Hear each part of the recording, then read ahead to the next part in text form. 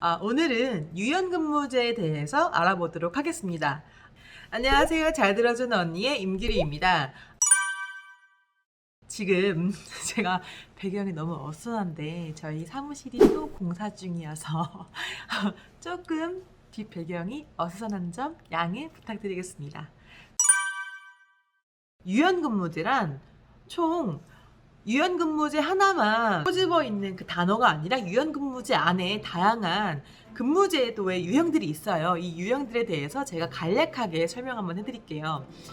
잠깐, 우리 기업들도 유연근무제를 도입하게 되면은 각종 지원금들도 있으니까 잘 주의 깊게 끝까지 들어주세요. 시차 출퇴근제는 내가 소득의 근로시간을 준수하면서 출퇴근 시간을 조정할 수가 있어요.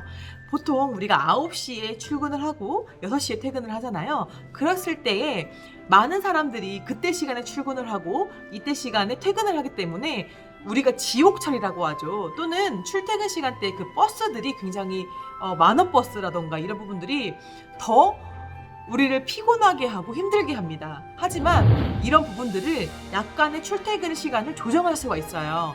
그래서 이런 부분에 대해서 출퇴근 시간만 조정하는 시차 출퇴근제가 있고요. 두 번째로는 선택근무제가 있습니다. 1개월 이내의 정산기간을 평균으로 하여 일주일 동안의 소정 근로시간이 40시간 이내에 초과하지 않는 범위 내에서 또 1일 근무 시간을 조정할 수 있는 제도가 바로 선택근무제입니다. 그리고 세 번째, 재택근무제가 있는데요. 근로자가 정보통신기기들을 활용해서 주거지에서 업무 공간을 마련할 수 있도록 근무할 수 있는 제도입니다. 우리가 코로나19로 통해서 몇몇 분들이 이미 재택근무가 활성화되어 있는 기업들도 많이 있어요. 하지만 이런 기업들도 우리는 재택근무제를 시행하고 있는데 유연근무제의 범주 안에 속해 있지 않는 경우로 생각을 해서 놓치는 경우들이 있는데 꼭 이런 부분들 놓치지 말고 간접노무비 챙겨가시길 바라겠습니다. 그리고 마지막으로 원격근무제가 있습니다. 주거지, 출장기 등에 인접한 원격근무용 사무실에서 근무하거나 사무실이 아닌 장소에서 모바일 기기를 활용해서 근무하는 제도인 원격근무제도 있습니다.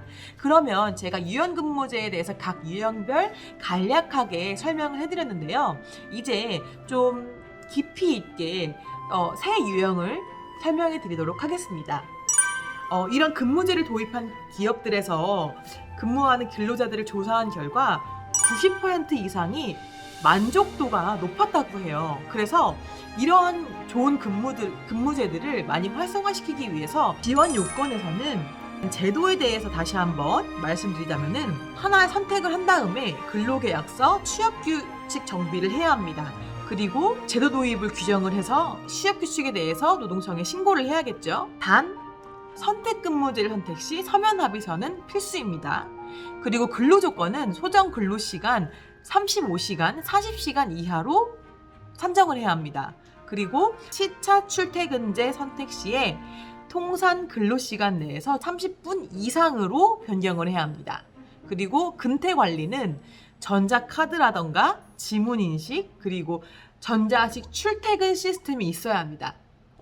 우리는 재택근무자라던가 이런 부분들 어떡하죠? 라는 분들이 있죠. 이런 경우에는 협업툴 활용해도 괜찮습니다. 많은 기업들이 협업툴 안에 근태관리 시스템도 다 있어요. 본인 기업의 컨디션에 맞는 그 근태관리 시스템을 도입하시는 것도 추천드립니다. 장려금 산정 기준에 제도 활용일에 연장 근로를 한 경우 그 해당 일에 대해 제도를 활용하지 않는 것으로 한정합니다. 특히 선택근무제에는 정산기간을 평균하여 주당 연장 근로시간이 12시간 초과하지 않은 경우 해당 정산기간 전체에 대해 제도를 활용하지 않는 것으로 한정을 하고요. 정산기간을 평균으로 하여 최소 주당 1일, 소정 근로시간 2시간 단축 또는 최소 주당 2일, 소정 근로시간 30분 이상 단축하여 근무해야 되고 이를 준수하지 않을 경우 해당 정산기간 전체에 대해 제도를 활용하지 않는 것으로 산정합니다. 그럼 유형별 세무지원 요건에 대해서 한번 알아보도록 하겠습니다. 먼저 시차 출퇴근제부터 설명드리도록 할게요. 시차 출퇴근제를 도입했었을 때의 지원 요건은 첫 번째, 소정 근로시간이 주 35시간 이상 40시간 이하일 것. 두 번째, 시차 출퇴근제를 활용 시 활용 이전에 통상 출퇴근에서 최소 30분 이상 변경할 것. 세 번째, 시차 출퇴근에 연장 근로가 없을 것. 지원금 산정 시 전자기계적 방식의 근태 관리를 자료로 제출해야 합니다. 그리고 시차 출퇴근제의 활용일에 연장 근로를 한 경우 해당 일은 지원에서 제외해야 돼요. 그러니까 무조건 연장 근로를 하면은 이 부분은 시차 출퇴근일에 시차 출퇴근일로 쳐주지가 않는 거죠. 네 번째, 취업 규칙에 준하는 것을 포함해서 규정해야 합니다. 그리고 다섯 번째, 근로계약서에 변경된 근로시간 등의 사항을 규정해야 합니다. 그러니까 부속서 형식으로 기존 근로조건 일부를 변경하는 방식으로 작성이 가능합니다. 자, 그 다음에는 재택 원격 근무제에 대해서 알아보도록 할 텐데요. 소정 근로시간의 주 35시간, 내 40시간 이하일 것. 두 번째, 재택 원격 근무일에 연장 근로가 없을 것. 그러니까 지원금 산정 시에 전자적 방식의 근태 관리를 자료로 제출하면 돼요. 여기서도 핵심은 근태 관리, 전자식의 근태 관리를 자료를 제출하는 거죠. 그리고 재택근무 같은 경우는 이메일, 모바일 메신저, 근태 관리, 그러니까 협업 툴을 통해서도 내역이 증빙이 가능합니다. 세 번째, 근로계약서에 변경된 근로장소 등에 관한 사항을 규정으로 할 것. 그러니까 부속서 형식으로 기존 근로조건 일부를 변경하는 방식으로도 작성이 가능합니다. 자, 그 다음에는 선택근무제에 대해서 말씀드리도록 할게요. 첫 번째, 한 달 내에, 그러니까 1개월 내에 정산 기간을 정하고 정산 기간을 평균하여 주당 소정 근로시간이 35시간, 40시간 이하일 것이어야 합니다. 지원금 산정 시 전자기계적 방식의 근태관리 제출을 합니다. 그러니까 이 부분도 전자기계 근태관리 제출이 핵심이죠. 그리고 주평균 2회 신청 시 전자기계적 방식의 근태 기록이 누락된 경우, 그러니까 주평균 2회 이상의 근태 기록이 누락된 경우 해당 정산 지원이 제외됩니다. 그러니까 이 부분도 주평균 2회 이상 근태 기록이 누락되면은 그냥 해당 지원일에서 삭제가 돼요. 두 번째, 정산 기간을 평균하여 최소 주당 1일 소정 근로시간을 2시간 이상 단축 또는 최소 주당 2일 소정 근로시간 약 30분 이상 단축하여 근무할 것이어야 합니다.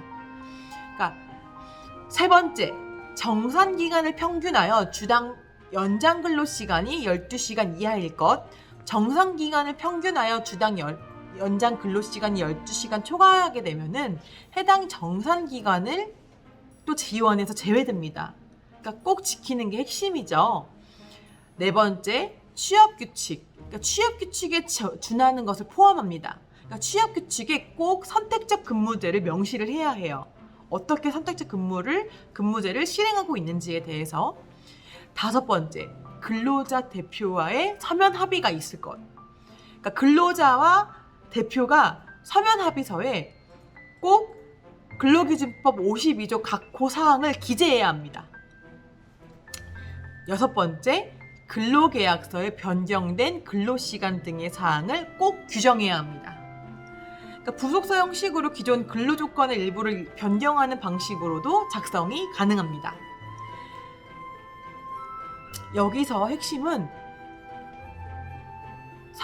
그러니까 이행기관 승인 통보일에 다음 달부터 6개월 이내에 소속 근로자가 꼭 유연근무제를 활용해야 하고요. 그리고 신청 주기는 사업 승인 이후 유연근무제 활용일의 다음 달에 한 달마다 신청하면 됩니다. 지원 금액의 기준에 대해서 말씀드릴 텐데요. 연간 총액을 따져봤었을 때 주 3회 이상을 시행하게 520만 원이나 연간 지원받게 됩니다. 그러니까 주 1회에서 2회 정도 활용하고 있는 기업에는 260만 원, 약 260만 원 정도의 지원 금액이 연간 총액으로 나갈 예정입니다. 그러면 일주일당 지급 금액에 대해서 알아보도록 할게요.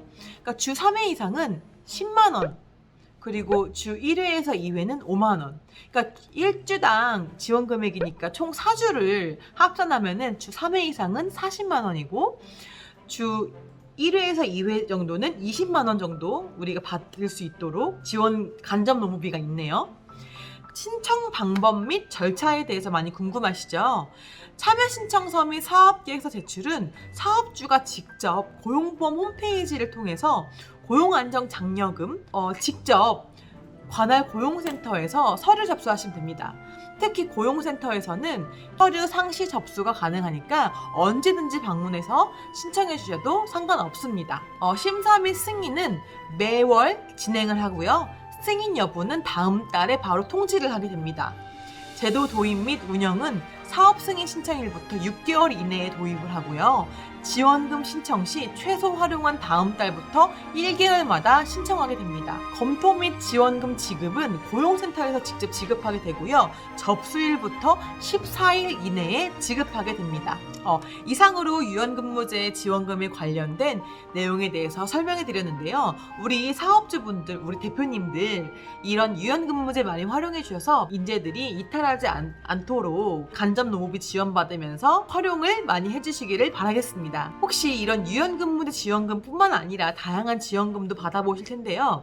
보통 받을 수 있는지 모르고 있다가 못 받는 상황도 많이 벌어지곤 해요. 그럴 때마다 대표님들, 사업주분들은 근로복지공단 사이트라던가 고용보험 홈페이지를 많이 들여다보시면은 많은 지원금의 정책 내용들이 활용할 수가 있기 때문에 당연히 지원금 받으면서 기업의 업무 생산성이 향상될 수 있도록 숙련된 경력자들의 이직을 방지할 수 있도록 우리 모두 유연근무제를 한번 활용해보는 건 어떨까요? 이번 정보가 너무나도 유익한 정보였다면 좋아요, 구독, 알람 설정 꼭 눌러주시기 부탁드리겠습니다. 감사합니다.